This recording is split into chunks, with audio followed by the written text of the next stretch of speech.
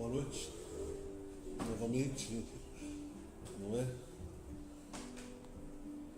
Estamos, graças a nosso bom Deus, reunidos aqui no Centro Espírita Harmonia e Luz, no plano físico, no plano espiritual, para que a gente possa mais uma vez buscar a conexão, né, com o nosso Criador, com o nosso Pai, e também com os espíritos de luz que nos auxiliam.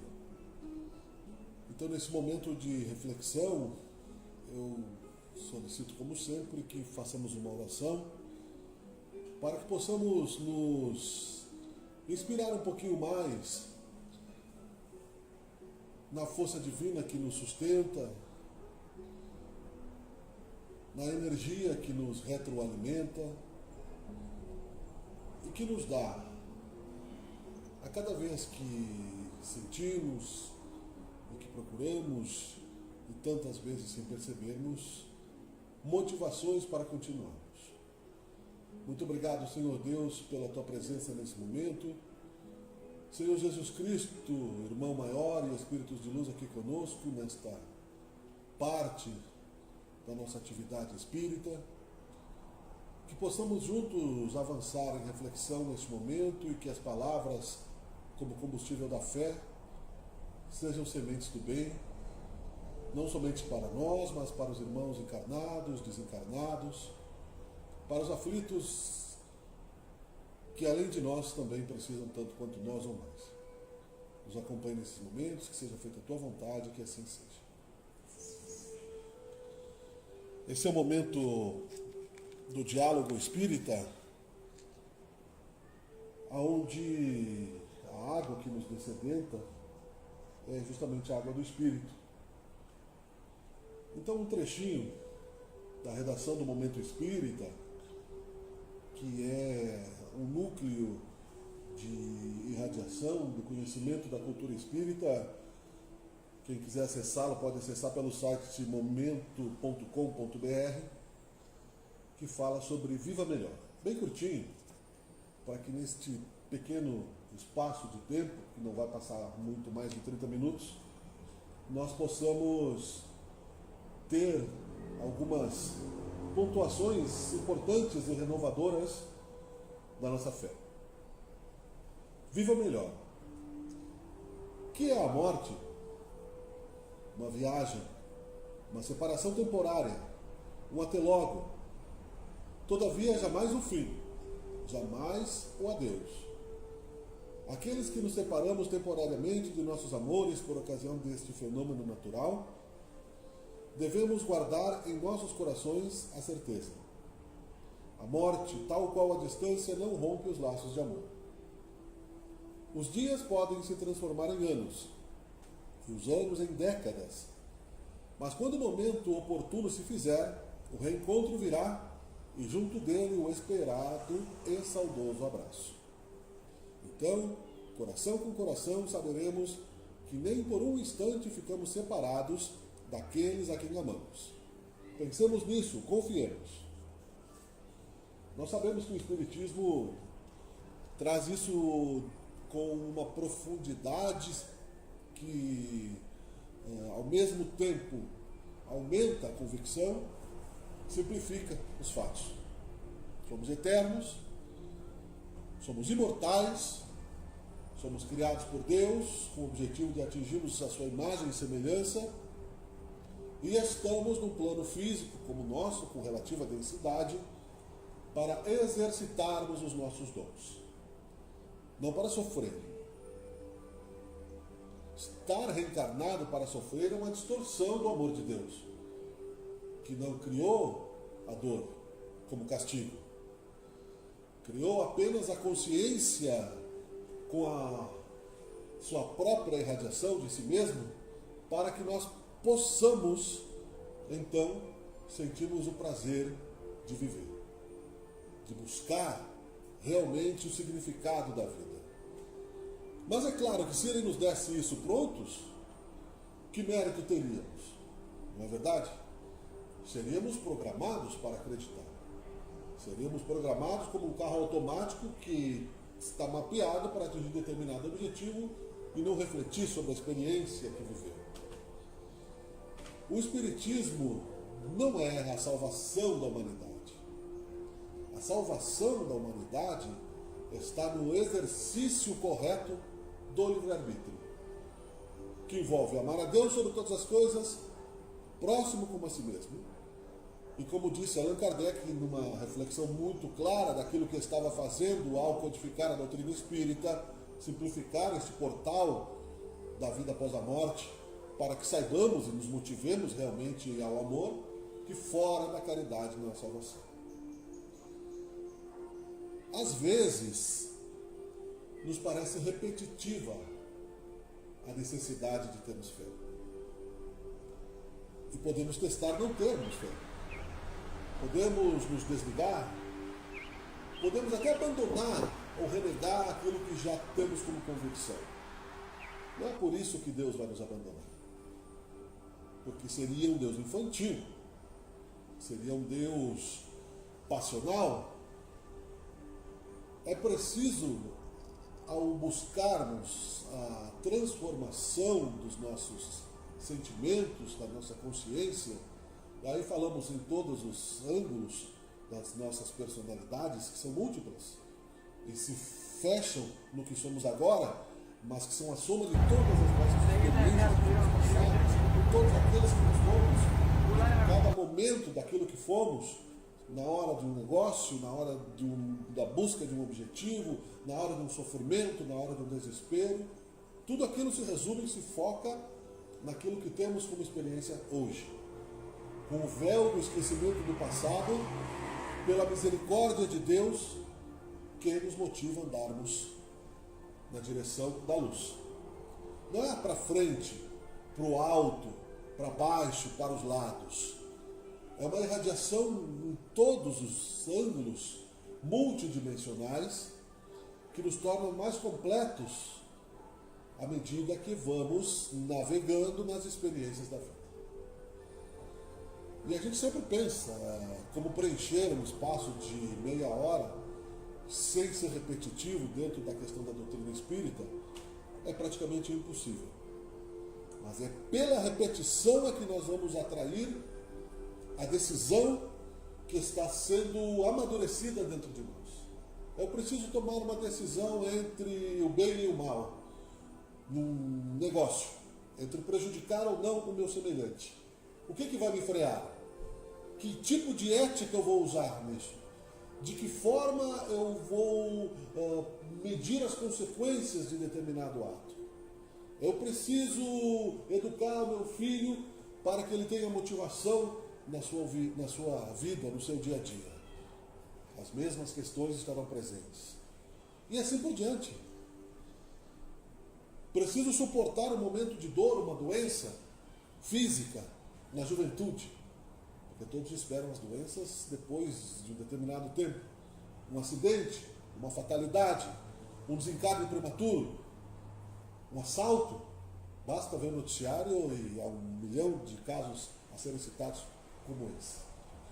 Acontece na vida do espírita também esse tipo de coisa.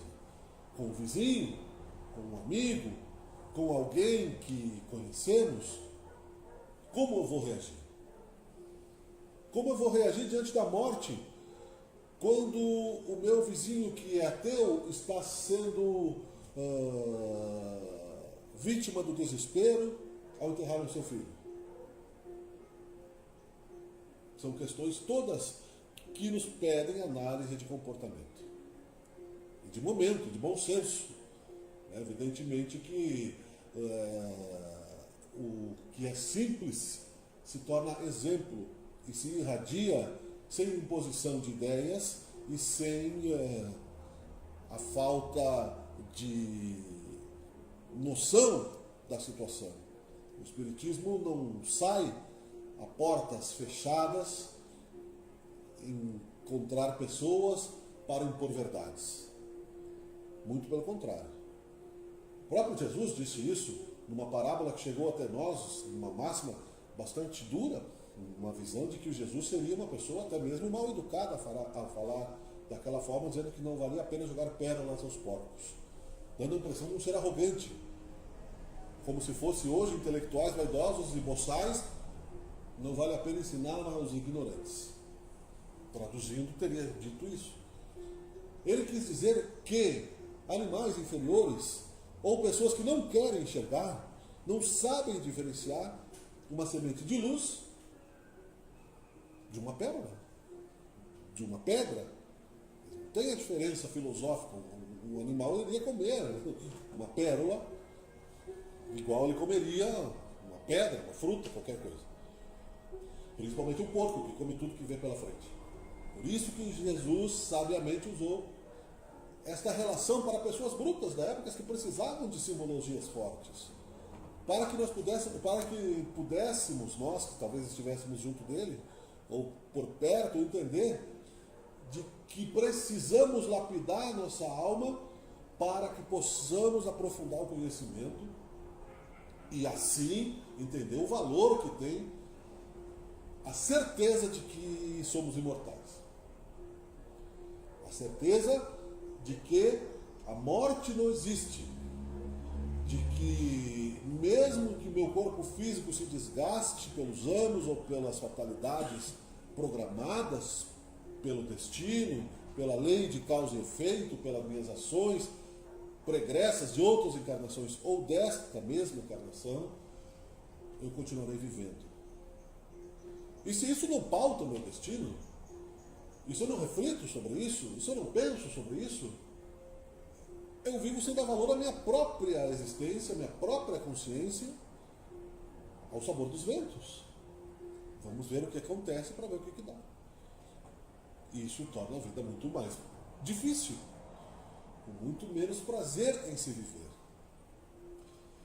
Há um princípio paralelo de ensino da vida após a morte, que não está acoplado à doutrina espírita, mas que faz sentido científico e que já foi citado até mesmo por alguns palestrantes espíritas, que é a curiosidade que se tem hoje sobre a física quântica. Que é o objetivo das pessoas provarem fisicamente, matematicamente, de que existem outras dimensões. A intuição já comprova isso. O espiritismo sendo ciência, filosofia e religião, desde as primeiras séries do estudo da física, no segundo grau, vamos dizer assim, eu sou dessa época, as escalas de audição ou de luz já tinham sido medidas. Nós ouvimos determinadas frequências baixas ou altas, mas não quer dizer que as que nós não ouvimos não existem. Existem apitos para cães que os humanos não escutam, e acima delas também. A luz é a mesma coisa, existem frequências de luz que nós não enxergamos. Então a física quântica vai buscando a questão atômica para encontrar a outra dimensão que o DNA, decodificado pela ciência materialista, os genes, não conseguiu traduzir. Nós não somos filhos da biologia, somos filhos da luz. A matéria se densificou depois, naquela história que veio primeiro o ovo ou a galinha. Deus criou e cria infinitamente nos mundos espirituais, e conforme a utilização do nosso livre-arbítrio, nós vamos nos tornando mais leves ou mais densos. Se eu fizer o bem, a caridade, o amor, aliviar o que se chama de miasmas, lama astral, energia densa, congelada, que se transforma em doença, sobre a minha aura, eu vou conseguir levitar para dimensões mais leves, eu vou enxergar frequências de luz mais rápidas, eu vou ouvir sons mais suaves.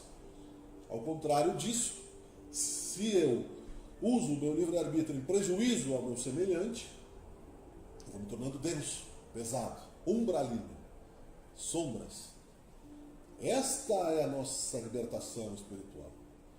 O que está a nos manter nos mundos de provas e expiações é a rebeldia em testarmos isso por séculos. É a incapacidade de frearmos as nossas paixões sem que algo pior nos aconteça. Ontem mesmo estava passando na novela que passa, é Jesus o nome da novela, né? A minha mãe estava assistindo a cena do apedrejamento, todo mundo conhece. Adúltera sendo apedrejada porque foi flagrada em adultério. Resumindo a história, Jesus disse para ela: vá e não peques mais para que algo pior não te aconteça. Essa é a mais clássica, mais fácil de a gente se referenciar e portanto, né, eu não julgo, dizia Jesus, né, e ao mesmo tempo que não julgou, e a novela tem conceitos, apesar de ser evangélica, eles buscaram conceitos muito amplos, porque eles são bastante pródigos nessa questão, os autores. Jesus escrevia na areia, né, as mazelas de cada um. Não para julgar, discretamente, porque daí as pessoas podiam pagar com o pé, não estava fazendo fofoca, ó, tu é isso, tu é aquilo, não fez um escândalo. Ele chegava perto da pessoa, estava lá um senhor da minha idade com uma pedra para tirar na moça. Aí ele disse: ó, você é mesquinho, por causa disso, disso. Aí ele ia lá, pagava e ficava com vergonha. Aquele que estivesse sem pecados, que atira a primeira pedra. Quem sou eu para julgar as mazelas da pessoa que passa aqui como um mendigo, da menina que passa se prostituindo e fumando crack, e assim por diante? O quanto de omissão eu não posso ter cometido em muitas encarnações para ter que conviver num mundo inseguro como nós estamos vivendo hoje. Filósofos, já na idade do iluminismo, ou antes disso, compreenderam de que eu sou responsável não somente por fazer o bem, né, por não fazer o mal, mas também, né, eu vou responder pelo bem que eu não fiz. Não basta não fazer o mal, é preciso fazer o bem, resumindo. Porque se eu não faço nem o bem, nem o mal, eu sou uma pessoa morta. E Jesus dizia que era melhor você tomar partido, sim, sim, não, não, do que ser uma pessoa morta, porque você vai passar muitas vidas sendo hipócrita, sendo um covarde, não assumindo as suas posturas, as suas posições, com medo da sociedade. E, portanto, se eu sou responsável também por fazer o bem, a omissão é um crime social. A mesma física quântica que nós citamos aqui nos completa na questão de estarmos ligados entre si, sendo que Einstein traduziu uma malha no universo que nos liga. A física quântica aprofundou isso nas questões atômicas. Resumindo, o átomo, a menor partícula já conhecida, subdividida em algumas partículas, os quarks e outras questões. Não é uma célula, é um átomo. Assim como, para exemplificar claro, o oxigênio. Suponhamos que nós fechássemos a sala, não dá para ver, mas a gente sente, respira. Fechássemos a sala e enchêssemos ela de fumaça. Todos estaremos respirando a mesma fumaça, morreríamos intoxicados. Ela estaria mais densa. A energia do passe é a mesma coisa, a energia da luz. E assim as subjetividades da matéria também nos interligam no universo inteiro. Por isso que Jesus dizia: eu e meu Pai somos um. É como uma floresta, brutalmente falando, como quem viu o filme Avatar, num plano um pouquinho projetado, né, mais sutil, vamos dizer assim, de um outro planeta que fosse mais evoluído. Os animais, as plantas, os seres que ele viviam tinham ligações emocionais muito mais profundas, muito mais claras, porque alguém intuiu que aquilo existe e realmente existe em outros planos. Nós aqui estamos pelo exercício do nosso livre-arbítrio, correto ou incorretamente. Passamos aí o final do ano, mais uma vez, vendo felicidades e tristezas, né? Quem viu lá na região das enchentes lá, e por que não estávamos lá? Por que não nascemos lá? Pela questão do livre-arbítrio e pela questão do merecimento.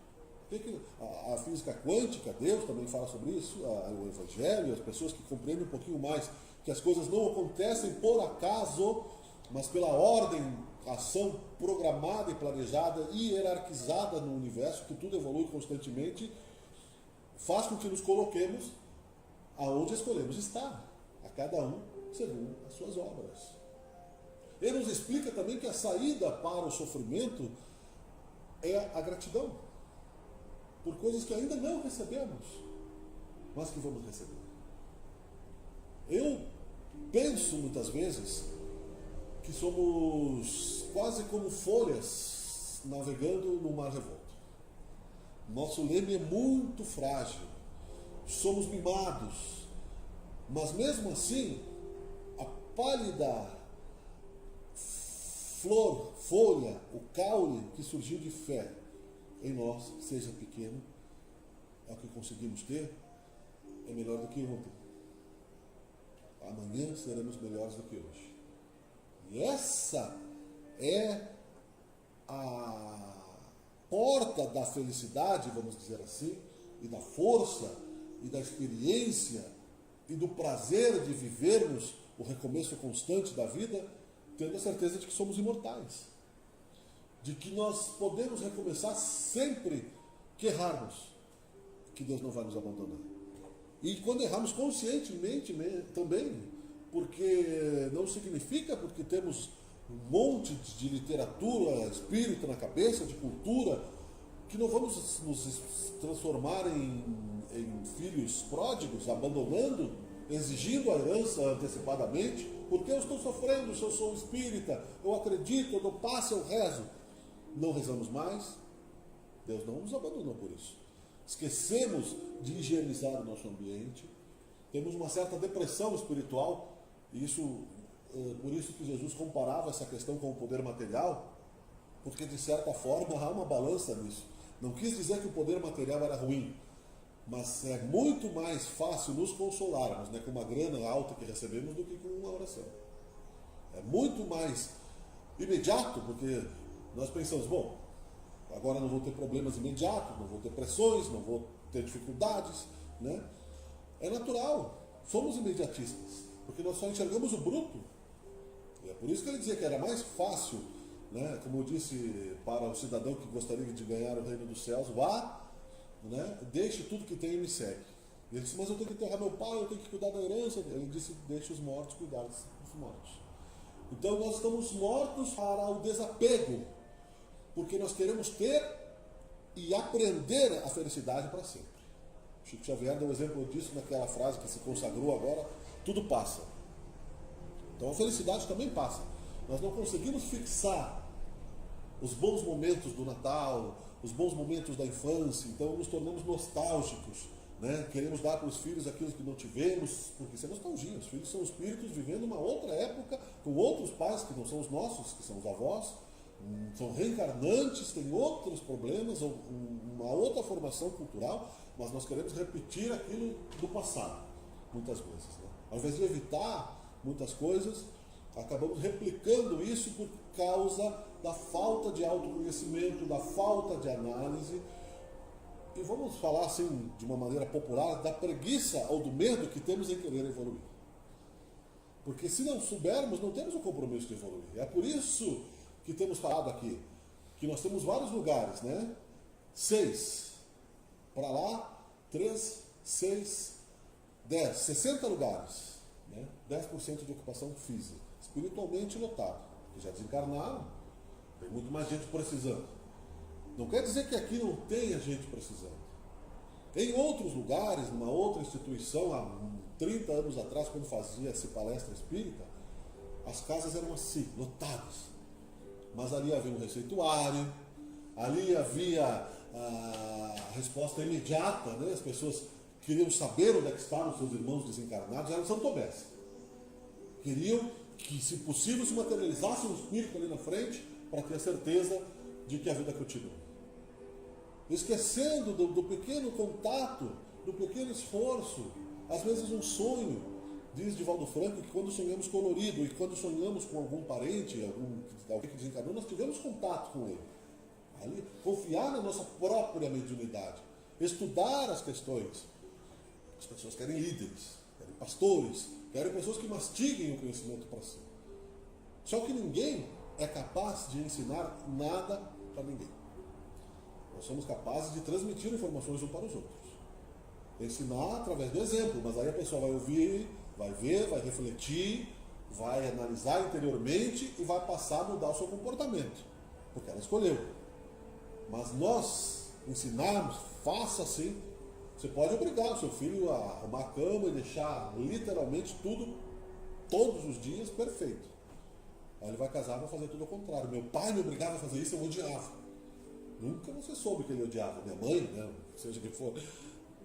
Então, isso é uma imposição de ideias, não é educação. Sócrates, o espírito pré-cristão, fazia isso com uma clareza muito ampla para a época em buscar de si as pessoas o que elas tinham para dar. Quem tu é? Por que você está aqui? Deus existe? De onde você veio? Se pergunta que as respostas virão. Quem eu sou? Nós estamos no século XXI e as pessoas não se perguntam mais quem são. Vivem em busca do poder real. Conheço pessoas que têm dentro dos seus núcleos e por uma certa idade nesta mesma loteria. E é uma loteria literalmente para essas pessoas. Eu nunca parei para pensar sobre isso. Se você nunca parou para pensar sobre Deus e sobre a morte, você está numa loteria que a qualquer momento a vida vai exigir de você o desapego, porque você vai desencarnar. Ninguém vai ficar aqui para sempre. Você vai ter que deixar os teus bens. Vai ter que deixar aqueles que tu ama. Vai encontrar outros que tu ama do outro lado, com certeza. Mas, enfim, se não tornarmos isso simples nas nossas vidas, em uma rotina comum, nós seremos, para concluir, tobogãs. E falou-se bem no Oriente, a roda de Sansara, a roda gigante. Nós estamos às vezes no alto, às vezes descendo, às vezes voltando, né? Ou a espiral ascendente também, que se falou filosoficamente, porque uma espiral é uma mola, né? Então você passa pelo mesmo lugar sempre um ponto acima. E é verdade. Ela pode ser mais apertada, a mola, ou seja, a nossa ascensão mais lenta, ou mais aberta, onde você faz voltas e evolui mais rapidamente. Aqui, claro, é um exemplo vertical, porque nós estamos numa dimensão primitiva. Não dá para explicar de uma maneira mais ampla, como se fosse um holograma, né? Pudéssemos explicar de uma maneira a ascensão espiritual. Estaremos um dia intoxicados de amor e no outro dia perturbados de ódio. Aí dizemos a mediunidade, estou obsidiado, mas também olha o que a pessoa fez. Me fechou, me xingou, me atrapalhou, estou cansado, estou com falta de vitamina, estou com fome.